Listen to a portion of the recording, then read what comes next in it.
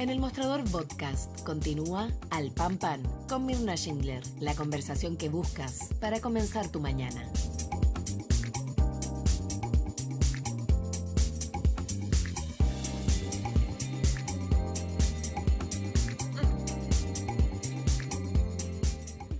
Ya estamos de regreso, vamos directo entonces con el senador por la Araucanía, presidente del PPD, integra además la Comisión de Seguridad Pública, Jaime Quintana. Senador, ¿cómo le va? Muy buenos días.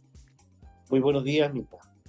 Senador, lo primero que quiero preguntarle, bueno, aquí se ha instalado, ¿no es cierto?, una discusión respecto de, ya no de la cárcel de alta seguridad, porque pareciera ser que hay consenso en que es necesario tener a los reos peligrosos, reos del crimen organizado, que convierten las cárceles, tal como decía ayer un ex director de Gendarmería, en verdaderas oficinas, ¿no?, de operación del crimen. Está claro que hay que separarlos. Está claro que él decía, hay que separar los líderes de la tropa. Perfecto. Dicho lo anterior, hoy día la discusión está dónde se instala y todo indica que el lugar, claro, tiene que ser al lado de la ex penitenciaría, barrio judicial, donde el terreno ya está comprado, cerca de los tribunales, y se instala también esta discusión con el Partido Comunista, pero particularmente con la alcaldesa Iracy Hasler. ¿Cómo ve usted esa discusión? ¿Qué cree usted que debe ocurrir en este caso? Primero, creo que es necesario destacar, Mirna, este anuncio. Es algo que varios venimos planteando hace bastante tiempo. Yo mismo se lo señalé al presidente, a los ministros respectivos el año pasado. Había que iniciar este proceso, entendiendo que no son medidas que den resultados en el corto plazo. Hay que hacer inversiones, hay temas de todas maneras de permisos, y en fin, más allá que no sea el permiso de obra, que es una ampliación. Pero me parece que la decisión es positiva y ha sido valorada muy transversalmente como parte de una agenda de seguridad del gobierno. Y creo que aquí todos tenemos que colaborar y entender que tenemos un problema superior, incluso los alcaldes. Mira, yo no resido habitualmente en la región metropolitana y por lo mismo ayer, cuando llegué al sur, fui a recorrer el lugar. Y la verdad es que cuesta imaginar un lugar con mayores facilidades. Yo creo que no divisé ninguna casa habitación en las proximidades. Hay algunos edificios en construcción, por un lado está el Sanjón de la Guada, creo, por otro lado la avenida Manuel Montt con doble vía, otra que separa de la ex Machaza también con doble vía, es decir, además, todo esto es contiguo a lo que es el edificio de justicia, ¿no es cierto? A la ex penitenciaría, donde hay módulos nuevos ya funcionando e instalados. O sea, ahí perfectamente, si uno incluso quisiera evitar o minimizar los riesgos del transporte, podría pensarse en túneles dentro de la misma zona, digamos, la penitenciaría o la penitenciaría que va a seguir operando como cárcel y esta cárcel de alta seguridad que va a estar en forma contigua. Entonces, de verdad cuesta imaginar un mejor lugar y desde ese punto de vista creo que todos tienen que colaborar, también los municipios. ¿Usted diría que la alcaldesa está actuando más por razones electorales, alcaldesa Hasler? O sea, si tú te fijas, con todo respeto, los principales candidatos que ahí se vislumbran, ¿no es cierto? Ella, Mario Desbordes también han sido súper cautelosos, sino contrarios a esta instalación. Otro alcalde de una comuna cercana, lo mismo. Entonces, sabemos que este tipo de instalaciones, lo mismo que los vertederos, los sanitarios, nunca un alcalde va a estar de acuerdo que le lleve la basura, pero sabemos que es un tema país y que se requiere ahí tomar decisiones y creo que el gobierno en ese sentido ha sido bastante claro.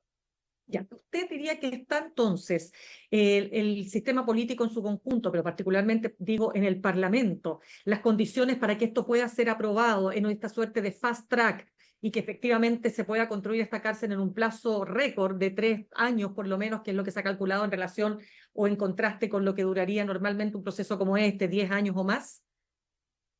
O sea, en introducción usted lo plantea muy bien, Mirna. Creo que hoy día se entiende que los penales de alta seguridad son absolutamente necesarios porque permiten segregar, porque permiten partir de cero en regímenes mucho más estrictos, sin naturalmente pasar a llegar el derecho humano, y por eso mismo que los defensores en un momento del régimen carcelario Bukele, como el alcalde Carter, yo creo que lo ha planteado muy bien, ha dicho, mira, aquí hay que mejorar muchas cosas. Entonces, tampoco se está pensando en el modelo Bukele.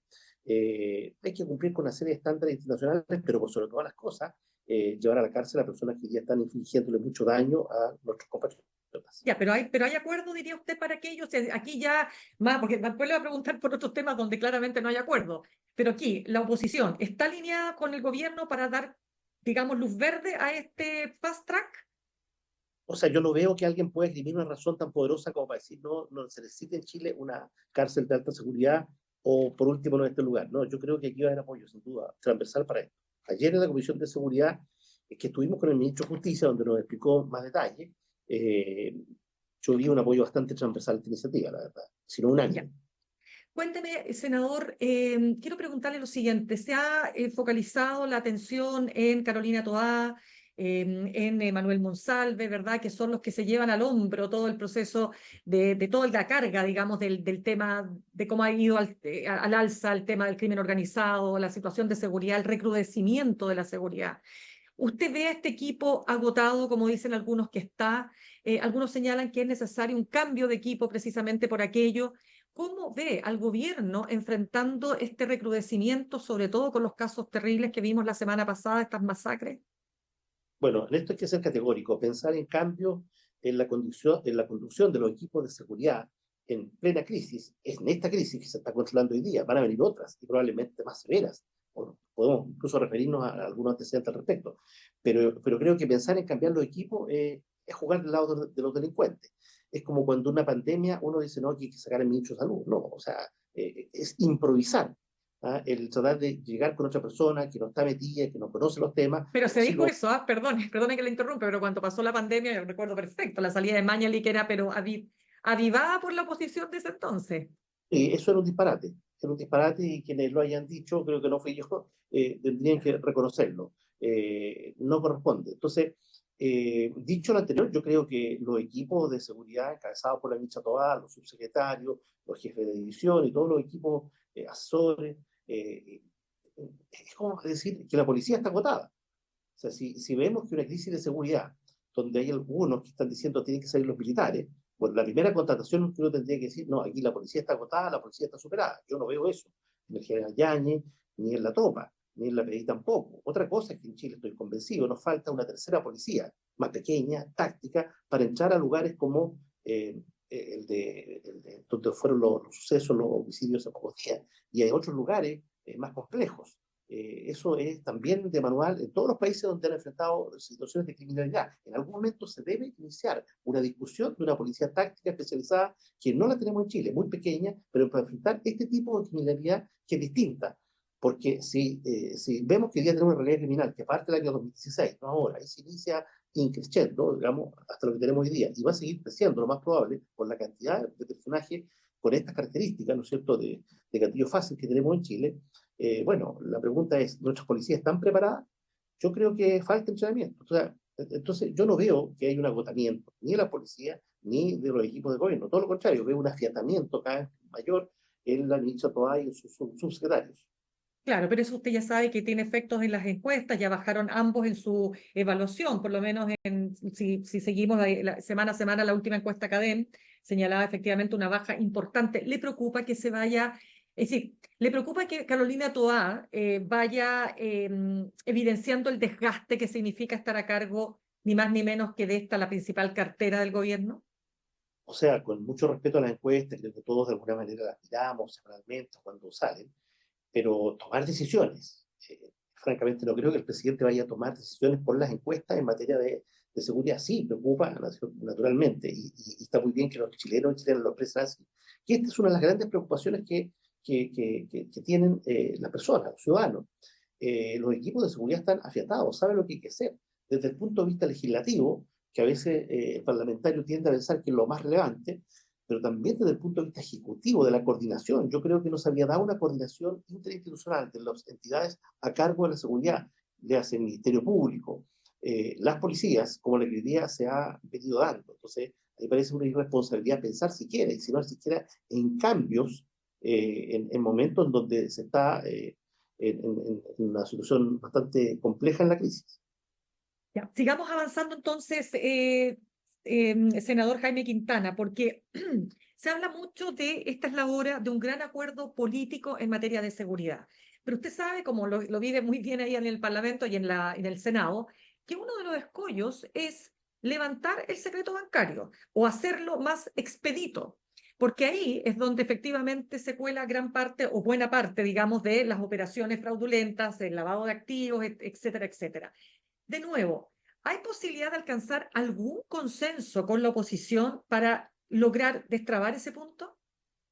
Mire, en la Comisión de Seguridad, donde entonces ya se votó y se ganó el alzamiento del secreto bancario, básicamente radicado en esto, en la unidad de análisis financiero, hubo 3 votos a favor y 2 abstenciones. Y las abstenciones no fueron votos muy duros, digamos, y se entiende que esto debe procederse y que no es una cosa tan invasiva tampoco, pero sin esta herramienta del alzamiento bajo circunstancias especiales. Claro, el argumento que dan los contrarios es que esto se ha usado poco. Claro, se ha usado poco porque no está la herramienta y porque los tiempos en que se toma para analizar los datos, la unidad de análisis financiero, luego la fiscalía, son bastante extensos. Entonces, esto debiera operar de manera muy expedita.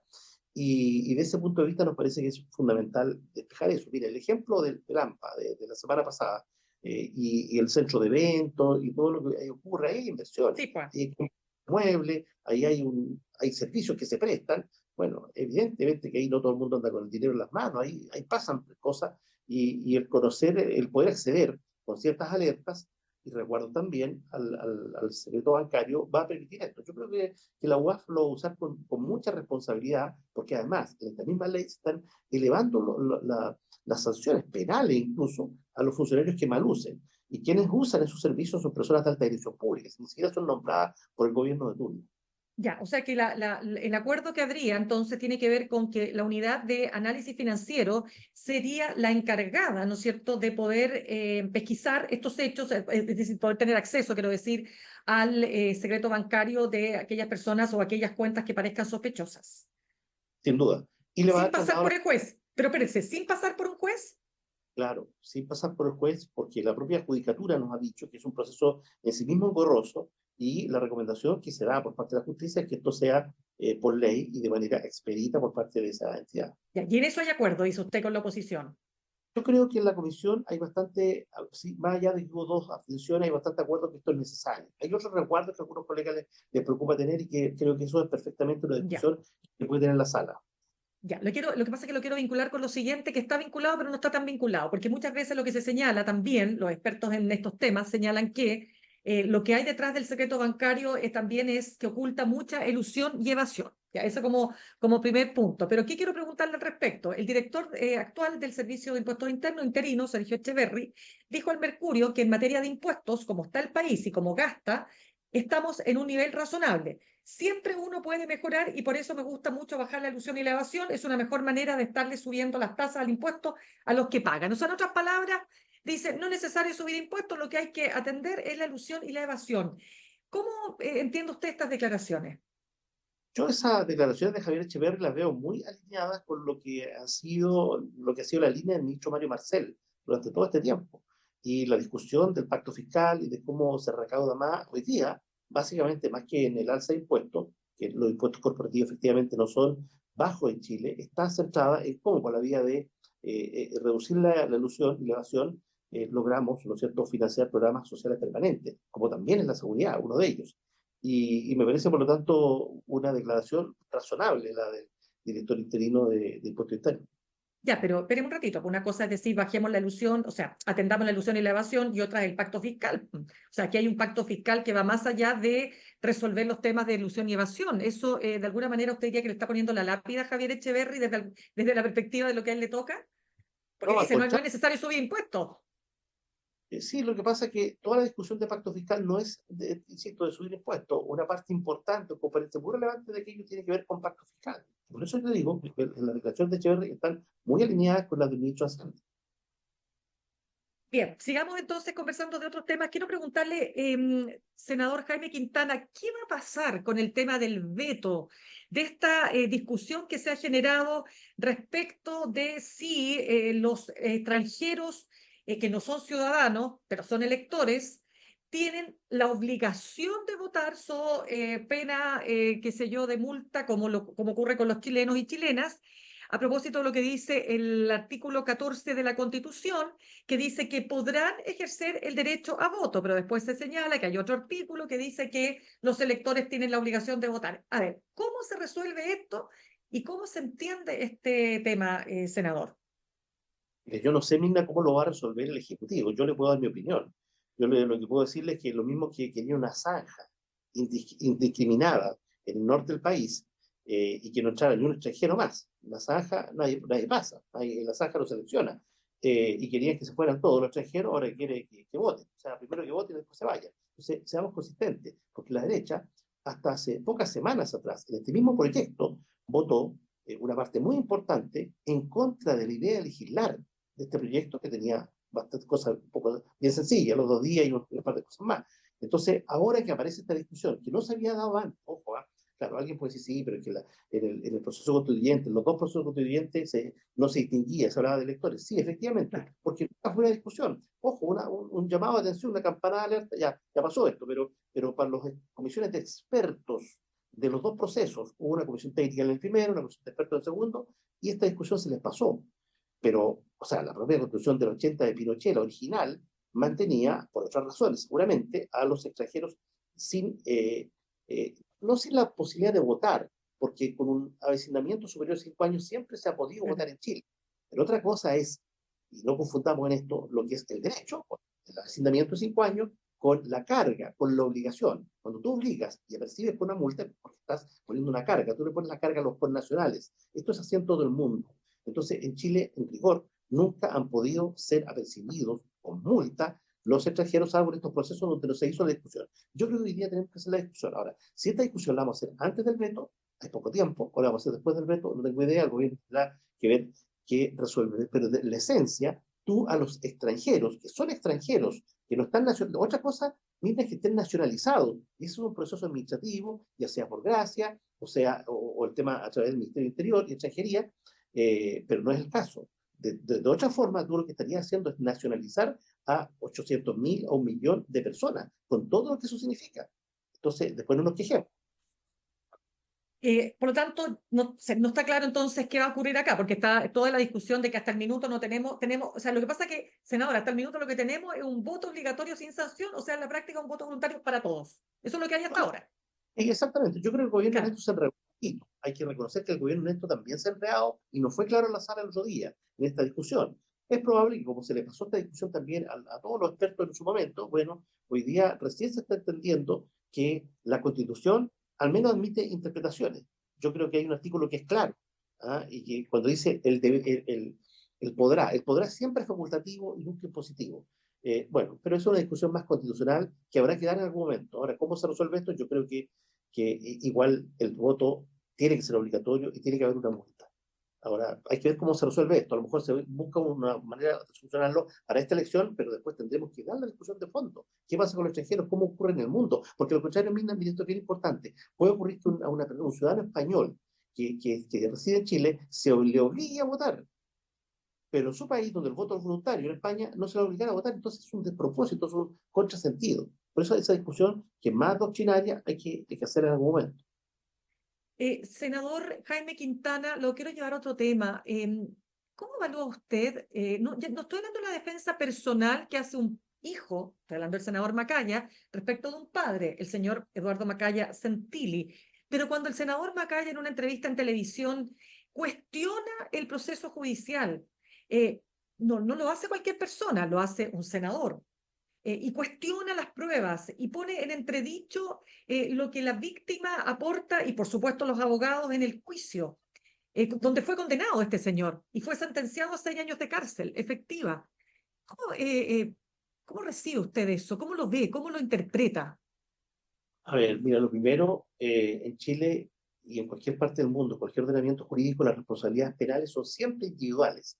Y yo tengo la mejor opinión personal del senador Javier Macaya, porque tiene muchas diferencias, pero en su comportamiento, su búsqueda de diálogo, es una persona que le tengo un gran respeto. Ahora, él, claro, es probable que haya confundido aquí un rol de hijo, que es natural, con su condición, ¿no es cierto?, de presidente de partido.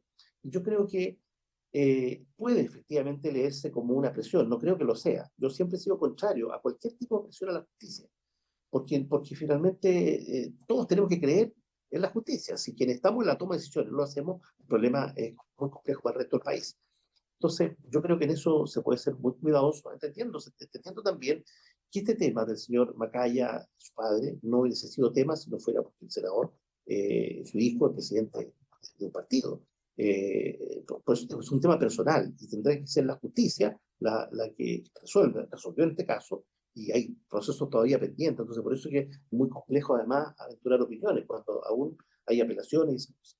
Claro, pero usted de alguna manera está de acuerdo que este tipo de casos donde opera el dinero, 150 millones para pagar una fianza, por supuesto la capacidad para contratar los mejores abogados, de alguna manera refuerza esta percepción de las personas de que en Chile hay dos tipos de justicia, una para los que tienen plata y otra para los que no. Mira, yo también lo dije en su momento con respecto al alcalde de Recoleta. Estas marchas fuera de los tribunales, de sectores políticos, no ayudan. Si bien aquí puede ser una vocería, creo que es razonable cuidar eso. Y claro, en un proceso judicial, todo el mundo usa los recursos, no digo económicos, los recursos judiciales que tiene la mano. Y entiendo que en este caso hay recursos pendientes, pero tenemos que ser muy cuidadosos y empáticos respecto a la señal que le entregamos a la población, respecto a la confianza en la justicia, porque no tengo ninguna base para pensar que la justicia no está haciendo bien su trabajo en este y en otros casos. Pero la señal que se entrega a la población, ¿cuál es para usted, senador, con este caso puntualmente? Creo que lo aconsejable en esto es que quienes tengan representación política, cualquiera sea, en un municipio, en un congreso, en un ministerio, y están enfrentando la justicia del lado que sea, creo que lo mejor es ser cauto e inhibirse en las declaraciones que se emiten. O sea que fue poco cauto, diría usted, el senador Macaya. Creo que hay que ser cuidadoso porque no se está hablando a título personal, se está hablando en función. Es muy difícil separar la representación. Yo creo que yo entiendo el rol de él como hijo, absolutamente. Y separo lo que haya sido y lo que haya hecho su padre, porque son imputaciones muy graves las que se han hecho. Yo soy autor del proyecto de ley de la imprescriptibilidad de delitos contra menores. Entonces son temas que igual son bastante fuertes para cualquiera y lo hemos visto, hemos estudiado estas materias. Entonces Pero ¿cómo? entiendo. Senador, pero ¿cómo se entiende? Porque ¿sabe lo que pasa? Perdone que insista en este tema, pero es que esto ha sido un tema, pero está en la conversación de todos los chilenos y chilenas hoy día. Porque, ¿cómo se entiende? Más allá de la razón, mire, no vamos a entrar en la cosa jurídica de explicar que si el juicio respecto de Jadwe tiene que ver con otros delitos, no. Pero veamos la imagen. La imagen de un Jadwe entrando engrillado, con esposado, respecto de un señor que nunca fue esposado. O sea, no fue esposado, quiero decir ahora, según la investigación de Claudio Pizarro aquí del mostrador, este señor llegó en camioneta particular, no llegó en el furgón de gendarmería, no llegó esposado, no, tampoco estuvo en una celda, llegó a un hospital. Ahí estuvo, lo alcanzó a estar un día ya de nuevo arresto domiciliario, habiendo sido sentenciado y condenado por delitos graves, pues, o sea, reiterados de abuso sexual reiterado contra menores. Esa imagen es muy potente. ¿No le parece a usted, le vuelvo a hacer la pregunta, que esto refuerza la idea de que efectivamente hay dos justicias en Chile, una para ricos, otra para pobres? Claro, ¿Para poderoso? no, no, sí, la percepción yo la comparto. Yo creo que las personas que están viendo esto no lo entienden y por lo tanto, y lo primero que deben resolver, más que la opinión de la familia, sea el cargo, cualquiera sea el cargo que estén, es la justicia la que tiene que explicar qué ocurre acá. Son los tribunales los que tienen que actuar con un solo criterio, porque lo contrario es generar desconfianza en la justicia y eso es súper peligroso para un país, para su democracia, para el Estado de Derecho. Entonces, nadie puede estar por sobre la ley. Creo que en este caso, por lo menos se ha dado porque todo el mundo ha sido investigado y la fiscalía, desde ese punto de vista, cumplió con los estándares. Lo otro es que también los tribunales tienen que uniformar sus procedimientos para no dar esta imagen de que hay justicia de una clase y justicia de otra clase. O sea, que acá no, usted diría que no hubo un uniformamiento, no sé si se puede decir así, o una uniformidad, digamos, del proceso. En este caso, los tribunales actuaron aplicaron un cierto privilegio, podríamos decir. O sea, los actores políticos tenemos que ponernos siempre en el lugar de cómo lo está percibiendo la ciudadanía. Yo creo que la gente está entendiendo eso. Y por lo tanto, hay un problema para la justicia también, de explicar la diferencia entre uno y otro procedimiento. Y qué es lo que en este caso ocurrió, sin perjuicio de los recursos judiciales, procesales, que cualquier defensa tiene el derecho a hacer. Bien, pues senador Jaime Quintana, senador por la Araucanía, presidente del PPD, integra además la Comisión de Seguridad Pública. Gracias por haber estado con nosotros esta mañana. Muchas gracias a usted por esta amable invitación, Mirna. Que tenga un muy buen día. Igual usted. Muchas gracias. Saludamos a nuestros auspiciadores. Ahorrar cotidianamente se puede y de forma organizada, rápida y online con Ahorrando, la nueva funcionalidad de tu app Coopeuch, en donde puedes programar ahorros de manera fácil y entretenida, eligiendo tus propias reglas y metas. Haz que el ahorro sea parte de tu vida con Ahorrando de Coopeuch. Más información en coopeuch.cl. Y queremos invitarlos a conocer un nuevo producto del Mostrador a cargo de nuestro editor general Héctor Cosio. Hoy lanzamos el newsletter Juego Limpio, porque la transición energética no puede esperar. Inscríbete, recíbelo en tu correo todos los martes a las 9 de la mañana. Me despido, los dejo con Fran Castillo, Juntos y Revueltos. Nos reencontramos mañana. Que tengan un muy buen día. Copeuch Inversiones, el sitio donde todos pueden invertir, presentó Al Pan Pan en el Mostrador Podcast.